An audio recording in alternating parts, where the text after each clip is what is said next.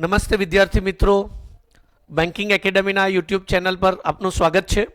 વિદ્યાર્થી મિત્રો, આપણે આજે એક અગત્યની ગુજરાત સરકાર દ્વારા જાહેર થયેલ રેવન્યુ તલાટી મહેસૂલ વિભાગની અંદર તલાટીની જે જગ્યાઓ છે, ઘણા સમય પછી આ ભરતી આવી છે। ઘણા બધા વિદ્યાર્થીઓ એક આશા રાખીને બેઠા હોય કે આવી એક અગત્યની ભરતીઓની જાહેરાત થાય અને સરકાર દ્વારા આ ભરતીની હમણાં જાહેરાત કરેલી છે। વિદ્યાર્થી મિત્રો, આ જે ભરતી જાહેર થઈ છે એમાં આ જે લગભગ 7 થી 8 વર્ષ પછી પાછી ભરતી જાહેર થઈ છે, તો આ સમયે એમાં શૈક્ષણિક લાયકાત બદલાયેલ છે, સાથે સાથે વય મર્યાદા અને પરીક્ષા પદ્ધતિની અંદર પણ ફેરફારો કરવામાં આવેલા છે। તો દરેક જે વિદ્યાર્થીઓ આવી ગુજરાત સરકારની તૈયારી કરતા હોય છે તો એને મૂંઝવતા પ્રશ્નો હોય છે, તો એ દરેક પ્રશ્નોનું આજે આપણે આ સેશનની અંદર આપણે સંપૂર્ણ નિરાકરણ થાય એવી કોશિશ કરશું।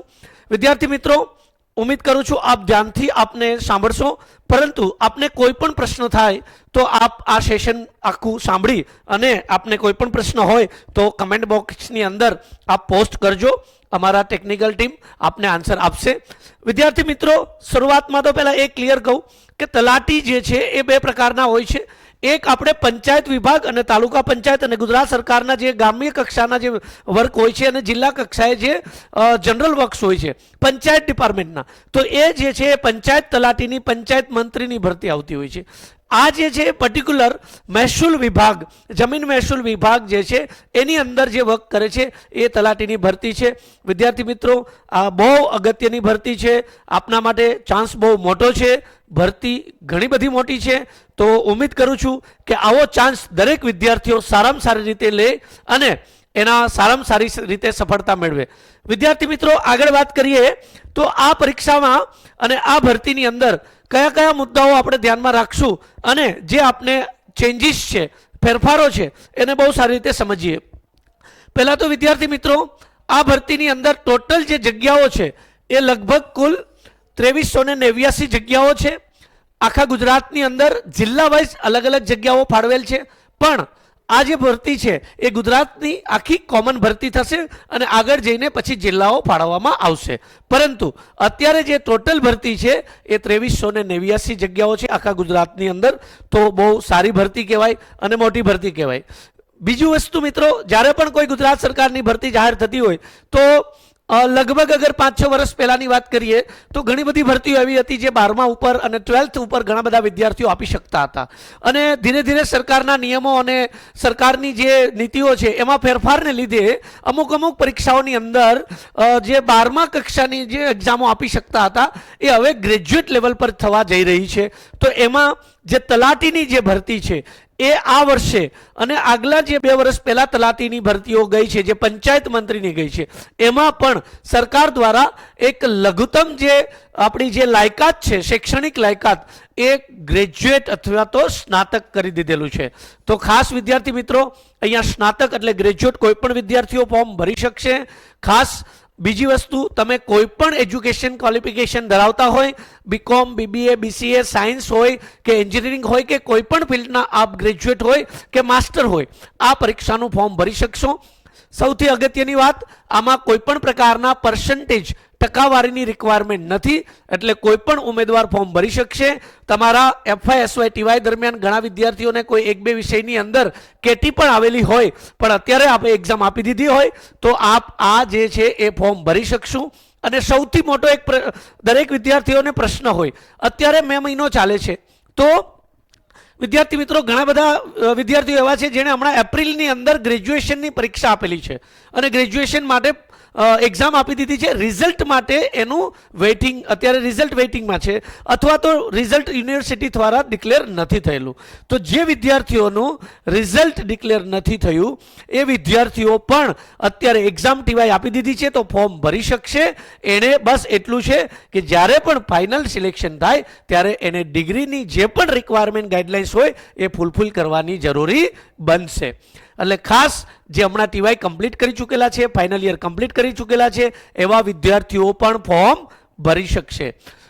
બીજું વિદ્યાર્થી મિત્રો, સૌથી મોટો પ્રશ્ન હોય કે આ 7-8 વર્ષ પછી આવી છે, આ ભરતી 7-8 વર્ષ પછી આવી છે, પણ ગુજરાત સરકારની કોઈના કોઈ ભરતીઓ એ પછી ગુજરાત સરકારના ક્લાસ 3 ડિપાર્ટમેન્ટ દ્વારા જીપીએસસીની ક્લાસ 3ની હોય, પછી ગૌણ સેવા પસંદગી મંડળની હોય, તો એક વર્ષની અંદર અલગ અલગ 4-5 ભરતીઓ તો આવે જ છે. આ જે રેવન્યુ તલાટી છે એની ભરતી આ વર્ષે આવેલી છે 7-8 વર્ષ પછી. બીજી વસ્તુ મિત્રો, ઉંમરનો સૌથી મોટો પ્રશ્ન હોય કે કઈ એજ પર અમે ફોર્મ ભરી શકીએ. તો ખાસ 20 વર્ષથી લઈને 35 વર્ષ સુધીના જે સ્ટુડન્ટો છે એ આ ફોર્મ ભરી શકશે. એ આ એક જનરલ કેટેગરીના મેલ કેન્ડિડેટ માટેની આ જે છે એ ગાઈડલાઇન્સ છે, 20 વર્ષથી લઈને 35. બીજું, તમારી ઉંમર જે છે એની ડેડલાઇન ડેટ છે એ 10/6/2025 છે. 10/6/2025 સુધીમાં તમારા કાં તો 20 વર્ષ પૂરા થઈ ગયા હોવા જોઈએ અથવા તો 35 પૂરા નહીં થયેલા હોવા જોઈએ, તો તમે ફોર્મ ભરી શકશો. બીજું વિદ્યાર્થી મિત્રો, જ્યારે આવી ગુજરાત સરકાર કે ભારત સરકારની કોઈ પણ ભરતીઓ આવતી હોય એમાં અલગ અલગ કેટેગરીના વિદ્યાર્થીઓને ઉંમરની અંદર અલગ અલગ પ્રકારની કેટેગરીના બેનિફિટ અને રાહત મળતી હોય છે. તો આમાં ખાસ વિદ્યાર્થી મિત્રો કે આ જે ભરતી છે એની અંદર અલગ અલગ પ્રકારના જે કેટેગરી વાઇઝ જે બેનિફિટ છે એમાં ખાસ જે જનરલની મહિલાઓ છે જનરલ કેટેગરીમાં એને પણ 5 વર્ષ વધારે મળે છે, મતલબ 40 વર્ષ સુધી એ ફોર્મ ભરી શકશે. બીજું કે જે કેટેગરીમાં કોઈ મહિલાઓ છે એસટી એસસી ઓબીસી ઈડબ્લ્યુએસ એને પણ 5 વર્ષ, આના સાથે સાથે એની કેટેગરીના 5 વર્ષ, એટલે એને 10 વર્ષ એક્સ્ટ્રા મળશે. જો અહીંયા લખેલું છે ક્લિયર, અનામતની કોઈ પણ મહિલાઓ માટે 10 વર્ષ અને એસટી એસસી ઓબીસી અને ઈડબ્લ્યુએસના જે મેલ કેટેગરીના જે કેન્ડિડેટ છે બોયઝ છે બરાબર, તો એના માટે 5 વર્ષ છે. જનરલ માટે 20 થી 35 વર્ષ બોયઝ કેટેગરીના કોઈ પણ બોયઝ હશે બરાબર, તો એના માટે 5 વર્ષ એક્સ્ટ્રા. સાથે સાથે કોઈ મહિલા હશે જનરલ કેટેગરીની તો એને પણ 5 વર્ષ એક્સ્ટ્રા, અને સાથે સાથે જે કેટેગરીમાં કોઈ મહિલા હોય તો એને 10 વર્ષ. તો આ એક ઉંમરની લાયકાતની જે માહિતી છે એ પણ આપને મેં પહોંચાડી. વિદ્યાર્થી મિત્રો, ખાસ કે જ્યારે પણ ફોર્મ ભરો તો એડવર્ટાઇઝમેન્ટ જે છે ગુજરાત સરકાર દ્વારા આપેલી છે એને એકવાર સંપૂર્ણ રીતે વાંચી અને ફોર્મ ભરશો તો આપના દ્વારા કોઈ પણ મિસ્ટેક નહીં થશે. આ ખાસ ધ્યાન દેવું. વિદ્યાર્થી મિત્રો, ખાસ નેક્સ્ટ હવે જે વાત કરીએ કે આ ફોર્મ કેટલી તારીખ સુધી ચાલશે અને ક્યારે એની લાસ્ટ ડેટ છે. મિત્રો 10 જૂન 2025 આમની લાસ્ટ ડેટ છે. સાંજના 11:49 સુધી ફોર્મ ભરી શકે. આ એટલા માટે મેં કીધું, ઘણા બધા વિદ્યાર્થીઓ છેલ્લા દિવસની રાહ જોતા હોય છે કે ફોર્મ છેલ્લા દિવસે ભરીએ આપણે અને છેલ્લે ફોર્મ ભરીએ તો આપણી એક્ઝામ છેલ્લે આવે, આવા વિચારો સાથે તૈયારી કરતા હોય છે. એટલે ખાસ દરેક વિદ્યાર્થીઓને મારી રિક્વેસ્ટ છે કે ફોર્મ ભરવાનું જે છે એ થોડું જલ્દી પૂરું કરવું, કેમ કે લાસ્ટમાં વેબસાઇટ ક્યારેક હેંગ થતી હોય, પેમેન્ટ ટ્રાન્ઝેક્શનમાં કંઈ મિસ્ટેક આવી તો આપણું ફોર્મ રહી ના જાય, એનું ખાસ ધ્યાન દેવું. એટલે જેટલું બને એટલું જલ્દીથી ફોર્મ ભરી અને આપણે આપણી જે પણ આ ઓપોર્ચ્યુનિટી છે એનો સારામાં સારો લાભ લેવો. વિદ્યાર્થી મિત્રો, આ જે ભરતી પરીક્ષા છે રેવન્યુ તલાટીની, તો એમાં હવે મેઇન પ્રશ્ન એ છે કે પરીક્ષા પદ્ધતિ કે પ્રમાણે છે, પરીક્ષા પદ્ધતિમાં વિષયો કયા કયા છે અને અંદાજિત પરીક્ષા ક્યારે લેવાઈ શકે. જનરલી સમજો કે ગુજરાત સરકારની ઘણી બધી ભરતીઓ જ્યારે આવેલી છે તો વિદ્યાર્થી મિત્રો કોઈ પરીક્ષામાં એક પ્રાથમિક કસોટી જ હોય છે અને કોઈ પરીક્ષાની અંદર 2 પરીક્ષાઓ હોય, પ્રાથમિક અને મુખ્ય પરીક્ષા. તો આ જે રેવન્યુ તલાટીની જે પરીક્ષા છે આપણી, એમાં આ વર્ષે સિલેબસ ચેન્જ થયેલો છે, અભ્યાસક્રમ બદલાયેલો છે અને પરીક્ષા પદ્ધતિ પણ બદલાયેલી છે. તો એમાં આ વર્ષે 2 પરીક્ષાઓ છે, એક પ્રાથમિક કસોટી અને એક મુખ્ય પરીક્ષા. ખાસ વિદ્યાર્થી મિત્રો, પ્રાથમિક પરીક્ષા જે છે એ હજી સુધી એડવર્ટાઇઝમેન્ટમાં સરકાર દ્વારા માહિતી નથી આપવામાં આવી, પરંતુ એક ગુજરાત સરકારની જે પણ ભરતી પરીક્ષાઓ જાહેર થતી હોય છે તો એને ધ્યાનમાં રાખીને અગર જો આપણે એક અંદાજિત સમય ડિસાઇડ કરીએ કે 4-5 મહિના કે 6 મહિનાની અંદર પ્રાથમિક કસોટી આવી શકે. આ ગુજરાત સરકાર દ્વારા જાહેર કરેલો સમય નથી, પણ દર વખતે જે પણ ભરતીઓ જાહેર થતી હોય છે એનો અંદાજિત સમય પરીક્ષાનો આટલો હોતો હોય છે. પ્રાથમિક પરીક્ષા પૂરી થાય બરાબર, અને 7 થી 8 મહિનાની અંદર મુખ્ય પરીક્ષા. પ્રાથમિક પરીક્ષા પછી 7-8 મહિના નહીં, અત્યારથી આપણે 7 થી 8 મહિના ગણીએ છીએ અને અત્યારથી 4 થી 5 મહિના હોઈ શકે વહેલી પણ આવી શકે, તો આપણે પરીક્ષાની તારીખ કે મહિનોને ધ્યાનમાં રાખીને તૈયારી નહીં કરશું. આપણે જો સારામાં સારી એક જોબ માટે તૈયારી કરતા હોય અને ગુજરાત સરકારની સારામાં સારી પોસ્ટ માટે તૈયારી કરતા હોય તો એ ક્યારેય ફોર્મની રાહ જોતા નથી અને એ ક્યારેય પરીક્ષાની તારીખની પણ રાહ નથી જોતા. એ આજે જ તૈયાર હોય છે અને પોતે જાતે જ અપડેટ હોય છે. વિદ્યાર્થી મિત્રો, તો અહીંયા આપણે 3 વસ્તુની વાત કરી. એક તો ફોર્મ ભરવાની છેલ્લી તારીખ, પરીક્ષા ક્યારે આવી શકે અંદાજિત, પ્રાથમિક કસોટી અને મુખ્ય કસોટી. મિત્રો આગળ વધીએ કે હવે પ્રાથમિક કસોટી અને મુખ્ય પરીક્ષાનો અભ્યાસક્રમ શું છે, સિલેબસ શું છે, બદલાયેલો સિલેબસ શું છે અને કઈ રીતના પરીક્ષા પદ્ધતિ હશે. તો મિત્રો આપણે હમણાં જ વાત કરી કે પ્રાથમિક કસોટી જે છે એ આપણે ઓબ્જેક્ટિવ ટાઈપ રહેશે. કેવી રહેશે? Objective type, MCQ base. Objective type રહેશે, એમસીક્યુ બેઝ રહેશે અને 200 માર્કની પરીક્ષા હશે. આપણી 200 માર્કની પરીક્ષા હશે, ઓબ્જેક્ટિવ ટાઈપ હશે. અને ખાસ એડવર્ટાઇઝમેન્ટમાં ક્લિયર કીધું છે સીબીઆરટી કમ્પ્યુટર બેઝ ટેસ્ટ પણ હોઈ શકે અથવા તો ઓએમઆર પ્રમાણે જે આપણી જૂની પદ્ધતિ છે એ પ્રમાણે પણ હોઈ શકે. હજી સુધી ક્લિયર કરવામાં આવેલ નથી. હોઈ શકે કમ્પ્યુટર પર પણ ઓનલાઈન ટેસ્ટ લે અથવા તો ઓએમઆર પ્રમાણે પણ પેપર લઈ શકે. એ જ્યારે પણ ભરતી બોર્ડ દ્વારા આપને જાહેર કરશે ત્યારે આપણે સમયાંતરે બેન્કિંગ એકેડેમીના જે સોશિયલ મીડિયાના પ્લેટફોર્મ છે એના ઉપર આપને માહિતી આપશું. તો ખાસ ઓનલાઈન પણ હોઈ શકે, ઓફલાઈન પણ હોઈ શકે. બીજી વસ્તુ, 200 માર્કનું જે પેપર છે એના માટેનો જે સમયગાળો છે એ આપના માટે 2 કલાકનો સમયગાળો છે અને એમાં અલગ અલગ વિષયનું શું ભારણ છે એ પણ આપણે અહીંયા આપવામાં આવેલું છે. Gujarati 20 mark, English 20 mark.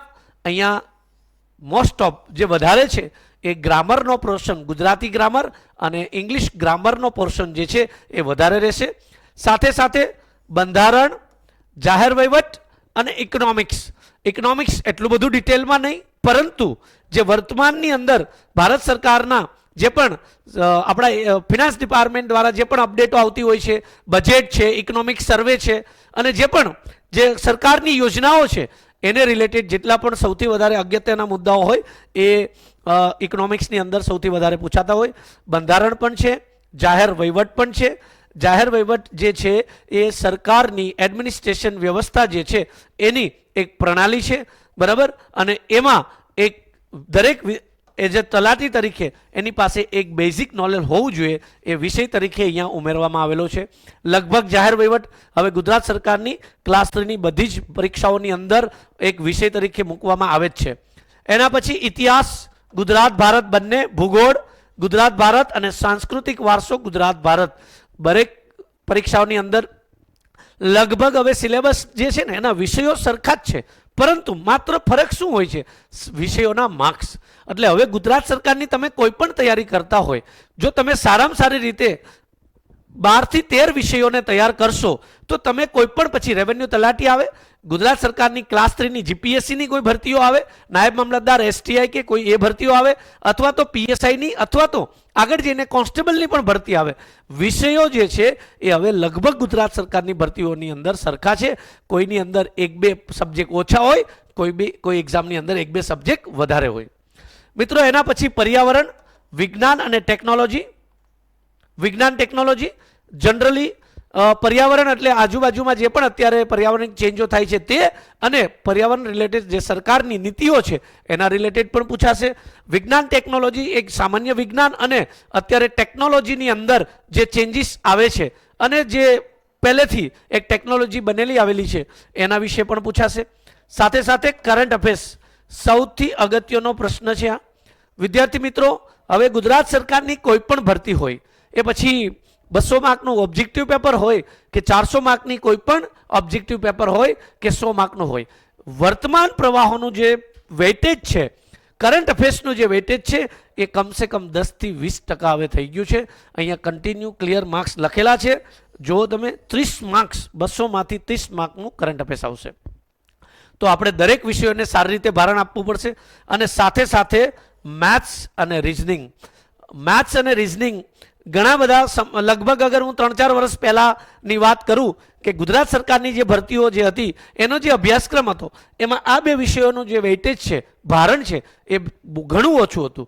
હવે જે ભરતીઓ છેલ્લા 2-3 વર્ષની અંદર જે અભ્યાસક્રમો ચેન્જ થયા છે, તમે વાત કરો કે ગુજરાત સરકારની ગૌણ સેવા પસંદગી મંડળનું જે સીસીની ભરતી કરે છે આપણે, બરાબર, જે તલાટીની, જુનિયર ક્લર્કની, સિનિયર ક્લર્કની, હેડ ક્લર્કની ભરતીઓ થાય છે, તો એમાં જે છે એ મેથ્સ રિઝનિંગનું ભારણ ઘણું વધી ગયું છે.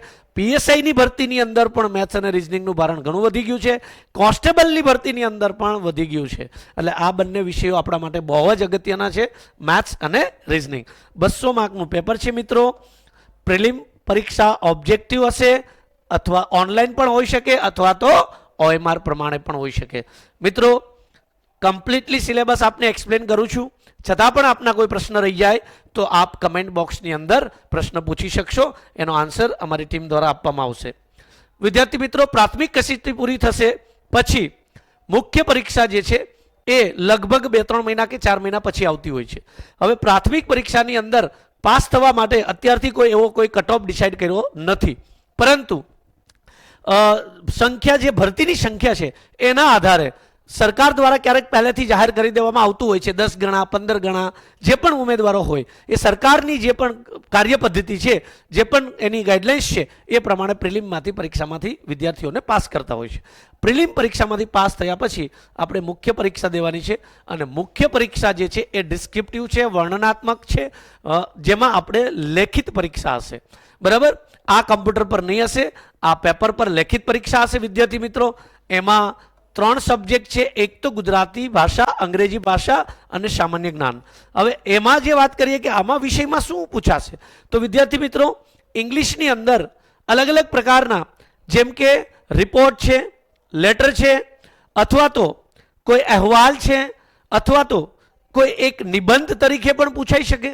તો અલગ અલગ પ્રકારના જે પણ ઇંગ્લિશની અંદર સરકારની જે પણ પેપર પદ્ધતિ છે એ પ્રમાણે અલગ અલગ પ્રકારના પ્રશ્નો હશે. ઇંગ્લિશની અંદર પણ સેમ અને ગુજરાતીની અંદર પણ સેમ.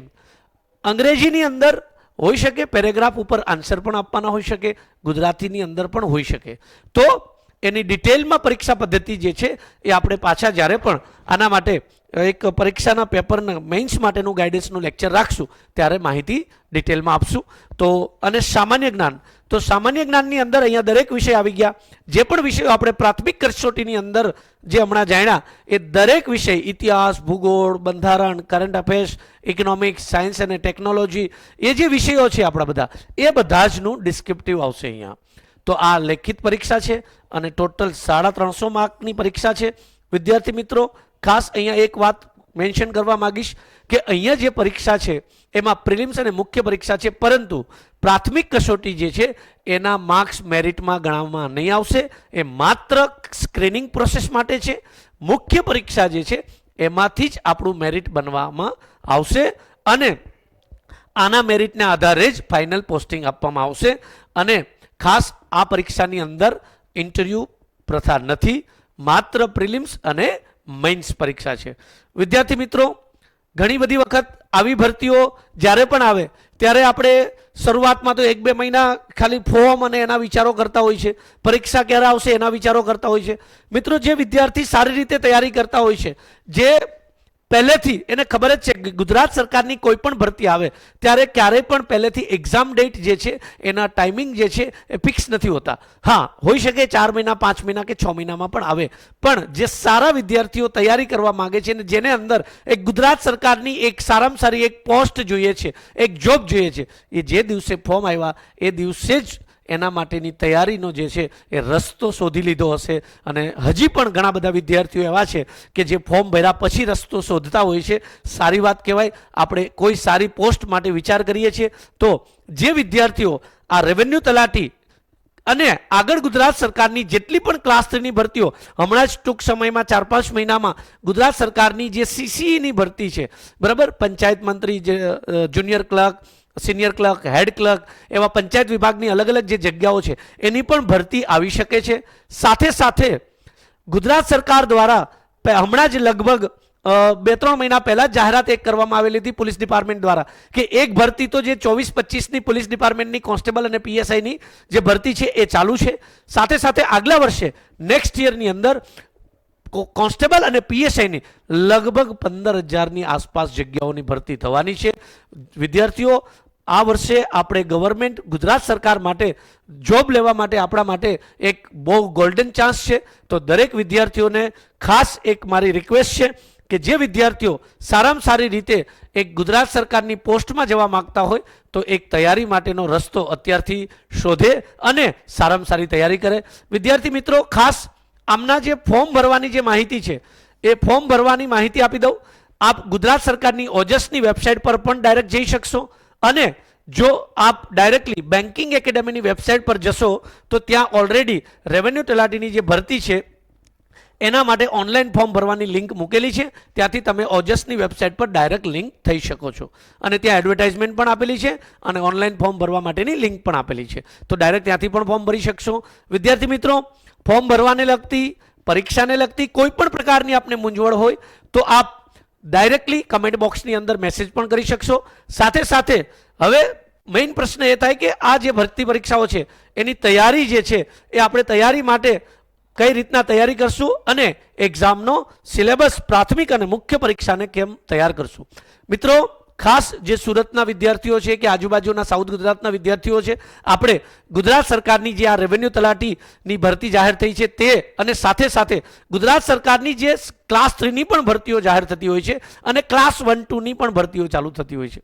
તો આ ભરતીઓ માટે આપણા રેગ્યુલર ઓફલાઈન ક્લાસો શરૂ છે. જે પણ વિદ્યાર્થીઓ હમણાં જ રેવન્યુ તલાટી માટે પણ નવા વર્ગો પાછા શરૂ થવાના છે. સાથે સાથે જીપીએસસી ક્લાસ 1-2ની તૈયારી માટે પણ નવા વર્ગો શરૂ થવાના છે અને પીએસઆઈ અને કોન્સ્ટેબલની જે 2025ની ભરતી આવવાની છે એના માટે પણ અલગ અલગ સમયે નવા વર્ગો શરૂ થઈ રહ્યા છે. તો આપ દરેક વિદ્યાર્થીઓને મારી નમ્ર વિનંતી છે કે આપને કોઈ પણ પ્રકારની ખાલી માર્ગદર્શનની પણ જરૂર હોય તો આપ એકેડેમીની નજીકની કોઈ પણ બ્રાન્ચ પર વિઝિટ કરશો તો અમારા જે ડિપાર્ટમેન્ટ અને ફેકલ્ટીઝ છે એ આપને સારી રીતે માર્ગદર્શન આપશે. તો ગુજરાત સરકારની જે આ રેવન્યુ તલાટી છે, સાથે સાથે ક્લાસ 1-2 છે, પીએસઆઈ પણ છે, કોન્સ્ટેબલ પણ છે અને હમણાં લગભગ ટૂંક સમયની અંદર નાયબ મામલતદારની જે ભરતી જાહેર થયેલી હતી અને સાથે સાથે હમણાં એસટીઆઈની પણ ભરતી જાહેર થશે. તો આ બધી ભરતીઓ છે એની તૈયારી અત્યારથી આપ શરૂ કરો અને સારામાં સારી સફળતા મેળવો એવી અમારી આશા છે.